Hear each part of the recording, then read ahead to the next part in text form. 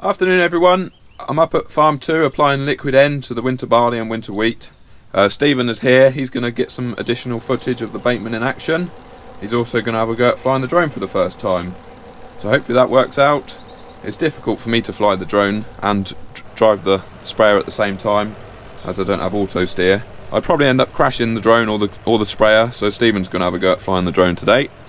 We also took the opportunity to take a look at the winter crops to give you an update on them and the overwinter stubbles, which hopefully we will be drilling in the next week or so. So a little bonus video this week, hopefully you enjoy it.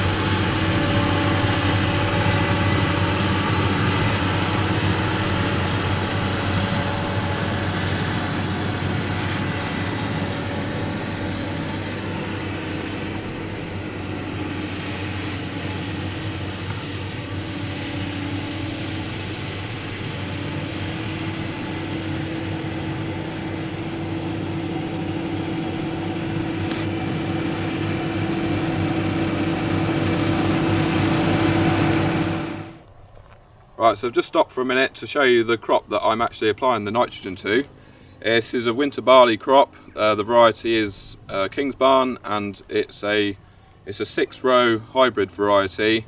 So instead of your conventional ear of barley, which will have 2 rows, this actually has 6 rows. Right, so this crop would have been drilled the last week of September with the Vadestad drill. It was drilled only at 100 kilos per hectare. And the reason for that is because it is the hybrid variety, the 6-row variety. Now these plants, they tiller so much more than the 2-row. On one of these 6-row plants, you maybe get 10 tillers rather than 2 or 3 on a 2-row. Right, so if you're not sure what a tiller is, basically each one of these stems on this plant here has come from one seed, and each one of these stems is a tiller. So, and then on each one of these tillers or stems, you get a 6-row head, and there could be 10 seeds or 10 grains in each row. So then 6 rows, you can end up with as much as 60 seeds on one head. So which is why we drill it at such a low seed rate, because it tillers out so much and you get a better yield than a 2-row variety.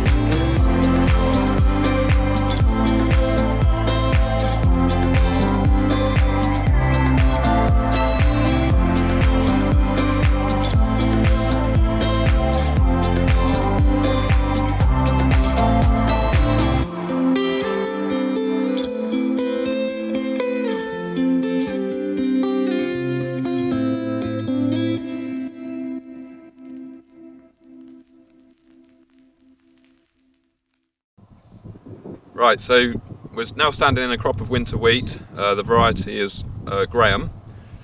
This crop of wheat was planted last week of October with the weaving drill, and the previous crop to this was spring beans.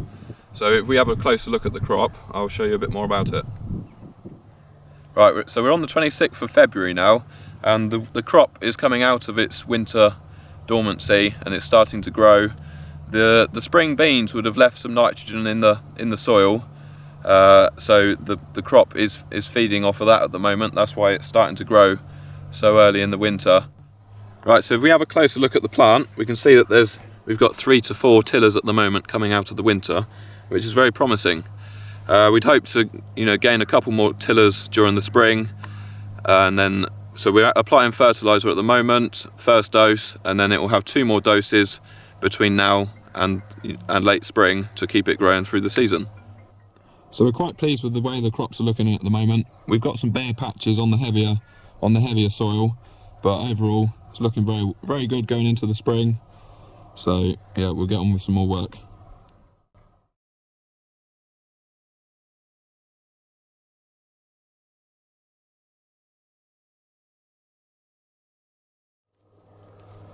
Right, so I've been out applying some liquid N to the cereal crops this week, and I just thought I'd stop and show you what's been going on in this field. It's a field of stubble, wheat stubble left from last harvest, and I sprayed it with Roundup. It'll be 2 weeks on Monday, and yeah, it's going to be it's showing signs of dying now. The weeds are starting to curl up. There's quite a lot of blackgrass out here, so that will take a little bit longer to die, but it is safe to cultivate the field now. It won't affect the dying process of the blackgrass. So Simon's probably going to come out here in the next few days and start cultivating, ready for planting spring oats. So if you just look at this weed here, it's showing clear signs of dying. The glyphosate is working. But then if we look at a wheat volunteer, that is taking a little bit longer to die. It's just starting to show signs of yellowing. And then we've got blackgrass here. There's quite a lot of blackgrass in this field. This would be one of our worst fields of blackgrass, and hence it's been left for spring cropping. That's one of the reasons. And yeah, that's still very much green, but it just, with the blackgrass, it just takes quite a bit longer for the Roundup to work. So just looking across this field, this time next week we will probably be out here with the drill planting the spring oats, and then that will be everything at farm 2 planted, and we'll just have spring drilling left to do at farm 1 and 3.